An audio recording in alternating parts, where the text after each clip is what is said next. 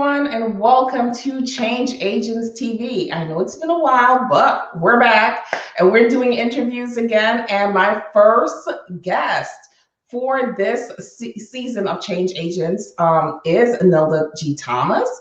And Nilda is an ed tech consultant. She also does marketing consulting as well around the ed tech industry. So Nilda is here today to talk to us about her business and her journey through building this business and how it affects the population that she serves. Because Nilda's an entrepreneur, not just an entrepreneur, she's a social entrepreneur. And you guys know that that is what I focus on. Social entrepreneurs, whether you're a nonprofit or for-profit, people who serve the community, who make change. And that's why this is called Change Agentz, right? So, hey everyone, my name is Tracy Vial. I'm the owner of TVA Consulting Group. I am an impact strategist, a social entrepreneur and enterprise consultant, and a small business funding strategist. And I've been in the business for over 23, I think I counted 23 or 24 years now. It's been a long time, right? Telling my age, of course, but let's get started. Nilda, can you introduce yourself to the audience?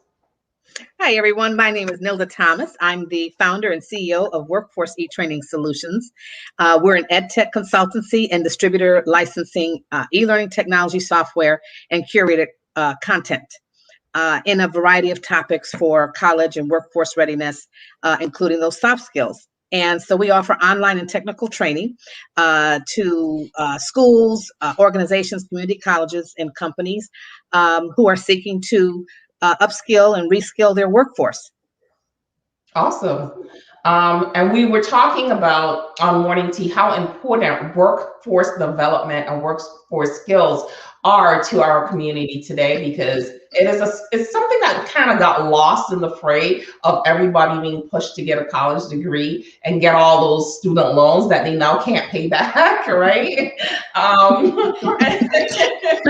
But now we're kind of getting back to basics, where we're realizing that a college degree is not the beginning all to end all, and a college degree does not necessarily make a great employee.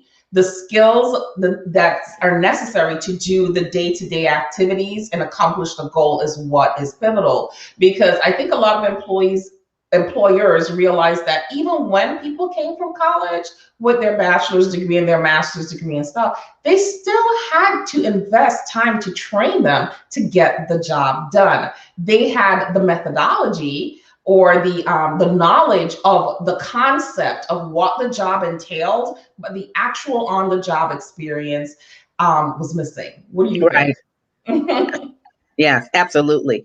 And today, you know, the schools are not, when I say schools, I'm speaking of your post-secondary schools. They are not teaching students to have skills for them to be able to go into the workforce.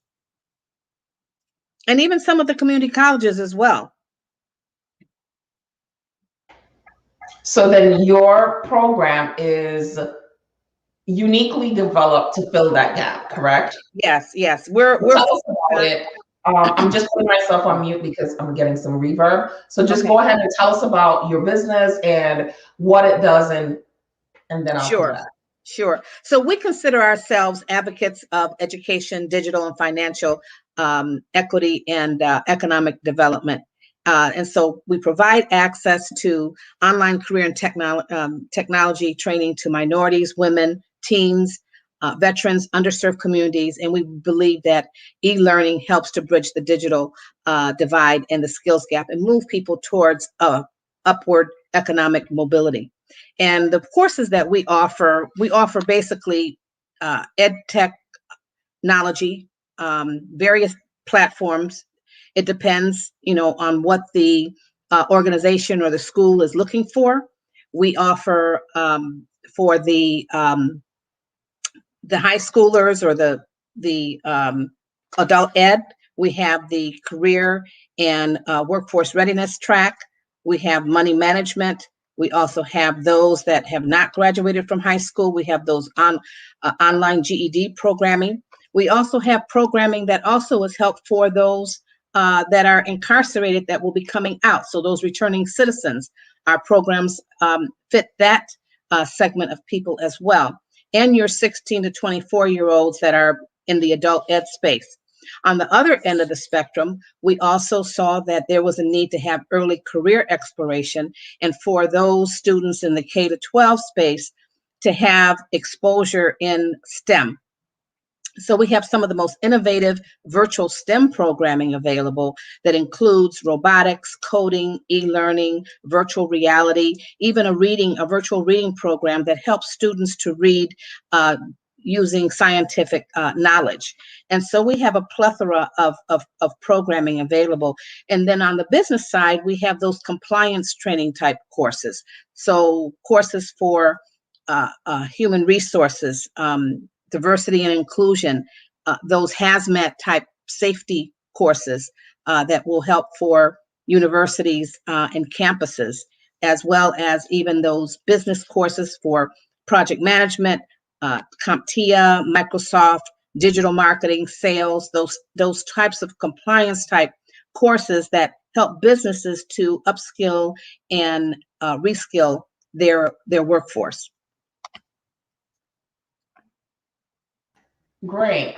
So that's a lot, right? Let's just say that. That's a lot of different types of courses that you offer. How did you decide what courses you wanted to offer, and how are you sourcing those courses? So are they being taught by one person, or are they being taught by experts in the area?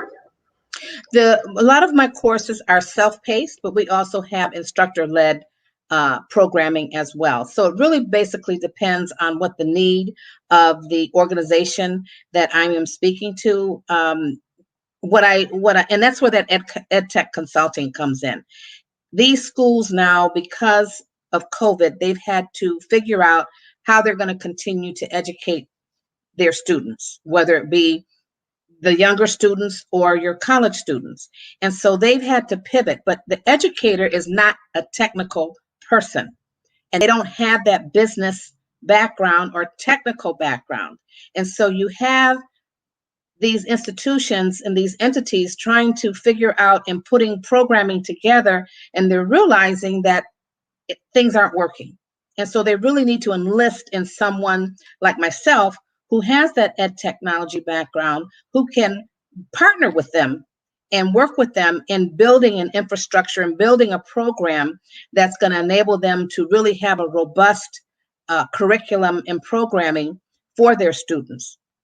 And what I offer is more for them to be able to have a blended solution, not to necessarily take away that live instruction with the students, because the students do need to have that instruction or that live instruction with their teacher or instructor.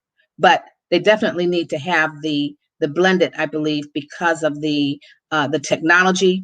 Students now, technology is not going away. And being from the technology space myself, I've been in this business for over 20 years, and every 3 months, every 6 months, technology is changing. And so we have to be able to educate and provide this vehicle for students to be able to learn and continue to learn as technology is moving as well, because that's how they're going to be able to get those jobs. I agree. That is exactly how they're going to be able to get the jobs, is to have those foundational skills that are necessary. What surprised me, and I think it may surprise a lot of people, because when I was going to school, one of the classes that you had to take in order to graduate was computer science, right? Everyone was required to take a computer science class. I was very, very surprised when I worked with a group of students, I think it was not last summer, well, part of last summer, but mainly the summer before, that a lot of these kids, right, who were 11th and 12th graders, did not know how to use any of the Microsoft software. Mm-hmm. And that floored me, because you would think that because we're in a technological era that they would know how to use that, but they only know how to use Facebook, Instagram, and Google it. Right. That's it. Right. They don't know how to use any of the foundational softwares. And when you go into a business to work, you need to know how to truly use a computer. And I found that a lot of these kids don't know how to do it. That was shocking to me. I mean, Yes. is that something that you're seeing? Yes, I'm seeing that. And that's what we have. We have those courses that have the Microsoft Office suite, if you will. So it teaches you about the G Suite, Word, Excel, PowerPoint, all of those, as well as we have those job role ready type programs. And when I say job role ready, meaning that these are certificate programs that have already been vetted and approved by various industry boards and industry companies.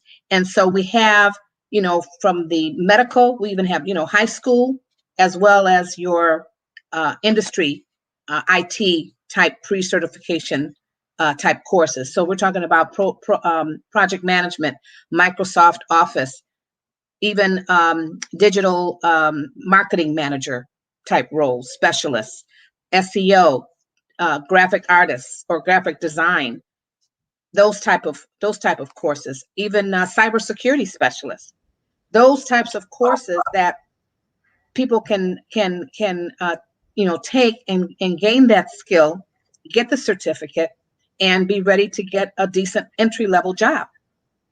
Right. An entry-level job, or decide to go the entrepreneurship route because you have the exactly. to do it, right? So Right. And we have some of those courses as well, because in entrepreneurship, you need to know about business, you need to know about accounting, right? You need to know how to use those technology tools, those the Microsoft suite. You need to know how to use those. And then we also have sales and marketing type courses. So if you're in business, you have to know how to sell, you have to know how to market. Right. Exactly.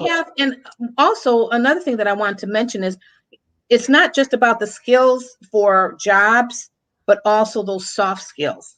That's very important in business, whether you're working in like your critical thinking,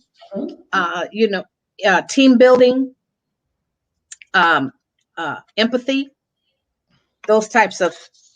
It's so ironic that you would say that, right? Because I am interviewing people right now for a administrative role, and the one thing that made me put some of their resumes basically in the garbage per se, you're not putting it in the garbage, but I'm just like, okay, you're not a candidate, is if they started off anywhere in their cover sheet where they said that multitasking was a skill that they had. A lot of the resumes talked about they were able to multitask. For me, that's a turnoff, because as human beings, we truly cannot multitask. That became a big thing, like maybe about 10, 15 years ago. Oh, you got to be able to multitask.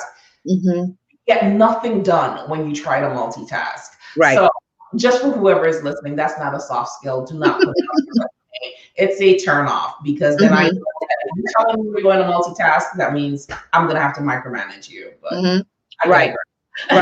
But also, and then too, with those soft skills, is once you get the job, how are you going to keep the job?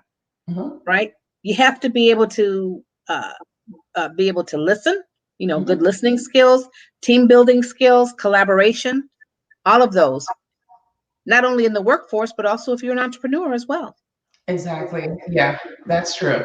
That's a plethora of stuff that you're offering, and those are the types of skills I really do think that kids coming out of high school really need to employ in order to become rounded adults, ready for success in this world that we live in, because this is the world that we're living in. Just the academics will not work in today's society. So now we talked about what you have for mainly like high schoolers going into adulthood. So what do you have for people who are in college that are, they've already done the partial adulting? That means getting out of high school, going into college, and now they feel like they're adults and they're on their own and they're ready for life. But there's still a lot of things that they may need to learn, or maybe they got a degree already and they can't find a job, because that's a real thing, right? And right. Yeah. Well, we do have assessments. So we do career assessments.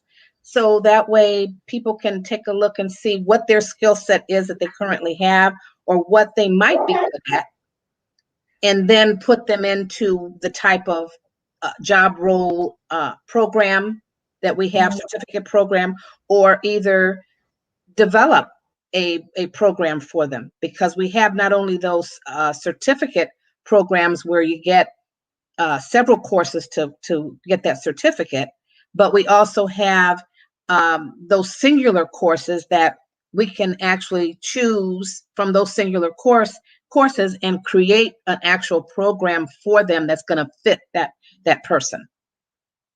Oh, that's amazing. I didn't know you offered that, because I think that job skills assessment is so pivotal, because a lot of times I find, and I know I went through it as well, we go into college thinking that we want to be one thing. That's all we've ever talked about. That I want to be a doctor. Let's use my situation as an example. I wanted to be a doctor, and that's the only thing I ever wanted to be. Started off as a pre-med student, ended up getting pregnant with my son. And then I was just like, wait a minute, I can't do this and this at the same time. So something has to give. I can't give up motherhood. So now I need to be a mother. I still need to go to college, but I can't do what it is that I really wanted to do. So I just kept changing majors for a while. You know, I would start one thing and I'd be like, and then start something, another degree, and then I'd be like, So I have several minors because I did so many. I changed my degree so many times. I would be like 18, 20 credits in, and then I'd be like, you know. But one of the things that I really realized when I decided to transition into entrepreneurship full time, because it was my side hustle for many years, and I would never forget it. And I keep thanking the lady who gave me who planted the seed in me for it. When I was getting ready to leave education, my co-teacher, because I taught inclusive classes, right? So I had a special ed teacher who was in the class. So I was a subject area teacher and she was a special ed teacher. And she was an older lady, she was in her 60s. And I was like, when I leave this job, I know I want to leave, but I don't know what I want to do after. I said, I don't know how to do anything else but teach, right? And she says, what are you talking about? You have so many transferable skills that you've developed here in education that you can take other places. She said, you've been in management here, you've ran certain committees, you've done fundraising, you've done this, you've done that. And she just started listening. I was like, wow, I've done a lot. I'm not just a teacher, you know what I mean? So just like sometimes we think of ourselves in a silo, like we can only do one thing. And I think society has also told us that you can only do this one thing. So if you're a teacher, you could just be a teacher for the next 30 years. You're not supposed to do anything else. You can't be really great in some other area. And that is something I discovered along the way, because yes, I've been a grant writer all the time I was teaching. Most people never knew that I did it. My side hustle was my secret. Only people who needed to know, right? Only the people who needed to know, the people who were paying me, knew what I was doing, right? So I was writing these grants, helping people to start up their nonprofits, helping people to do all this thing in their nonprofits behind the scenes that nobody on my job knew about. I remember one time I went and I asked we needed a grant written. And this was when I was first getting into grant writing. And there was a grant writing course coming up, and I asked my principal to send me to the grant writing course. And he told me, no, we're sending someone else. The person worked in the office. The person wasn't even a teacher. The person worked in the office, and he sent them. So what did I do? I took my money and paid for my grant writing course on my own. Right? So whenever they wanted a grant written, after that, I just kind of did this. I don't know who y'all talking to. You didn't train me. So I don't know how to write grants as far as they were. I was like, I don't know how to do that. They were like, of course you do. No, I don't. You know? But I'm just saying, like, sometimes we really just think that we can only do one thing. So I think that assessment is such an important tool in pulling out of people what else they're passionate about and what other skills have hidden or buried that they don't even realize that they may be able to utilize to transition into another job or become an entrepreneur. Right, right. And then too, that's something that we use for the high schoolers as well, because they're at that age, they don't really know what they want to do, right? And so we try to use that as well. Pardon me? That was a dreaded test in high school because I don't know who made that test when we were going to high school, but like things like garbage man was on that test. Like people were told that you can only be a garbage man. Yeah, it was, nobody wanted to take that test in high school because nobody wanted to hear that they could only do XYZ based on however they were scoring that test. So that test back then, I know it's developed way different today, but back then it was horrible. I want to come back to something you had mentioned a few seconds ago about social. I think, I don't know if it was disability or it was social. I taught to classes. Special ed. You had mentioned something about special ed. Yeah. That's what, yeah. I wanted to mention also that we offer SEL, social emotional learning type programming as well for adult ed and for that K-12 space. Oh, okay. And also in the careers area. So we have an animated program that is for your middle to high schoolers that actually have all those clusters of those job areas, so manufacturing, carpentry, accounting, all of those. And it actually gives you what that salary could be. And pardon me? Remind me, I need to give you 2 referrals. Just great. Great. Yeah. Okay, I didn't know that. That's awesome. Okay. Yes. And then, of course, we know that you have training, because we talked about that, training for people who are already in the workforce, for companies that want to, I guess, maybe do their professional development training or have their current staff trained in some new area. So talk a little bit about that. Right. Well, with COVID, a lot of companies have had to lay off people. And so the workers that are still there are not only doing the jobs that they were doing, but now they're doing the jobs of those people that are no longer there. And how are they doing those jobs? So those courses that I offer, so those courses that I offer will allow them to come up to speed and get that skill in accounting or in project management or Microsoft Office or any of those other. I have so many courses I can't. I because I have those compliance courses, and then I have those skill based courses as well. So it just depends. So again, that's where I would come in with my consulting and working with companies, staffing companies who are looking to place displaced workers into jobs. I could work with them as well, because I can offer them programming to help their candidates come up to speed so they can get those jobs that they're trying to fill for their clients. So those are a lot of different scenarios on how I work with various entities, but people, they don't think about it in that way. Right.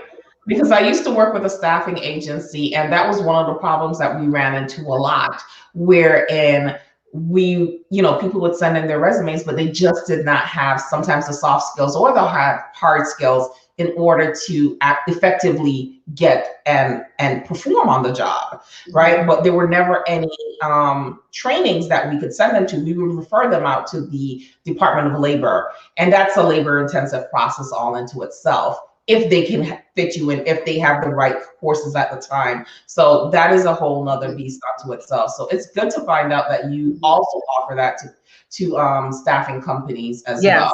Yeah. And then also too, now with social media, with the digital marketing and all of that, all businesses need to have someone on in their workforce. If they're not a big company, they can't have a whole team, a whole marketing team, but they're going to need to have at least several employees that need to know how to do SEO, who know how to do graphic design, who know how to do digital marketing, who know how to do paid advertising, who know how to do PR, those types of things, and sales.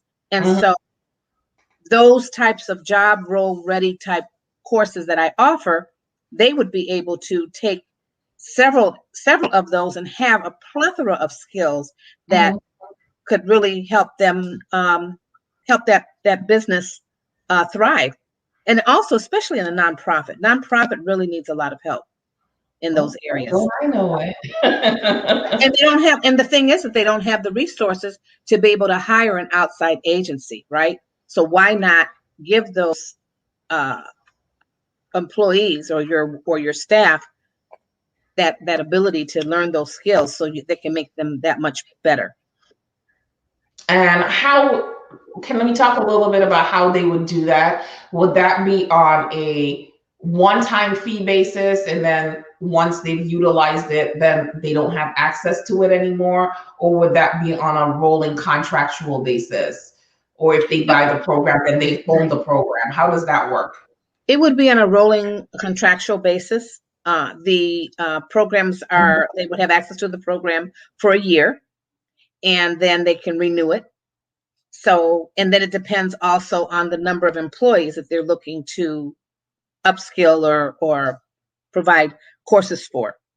So it's the number of employees as well as the number of courses. Okay, that makes sense. So if people want to reach out to you, I know I have your website rolling at the bottom, but just give them the verbal, how they would contact you, all of your social media, however you want them to reach out to you. Sure. So they can reach me at Nilda.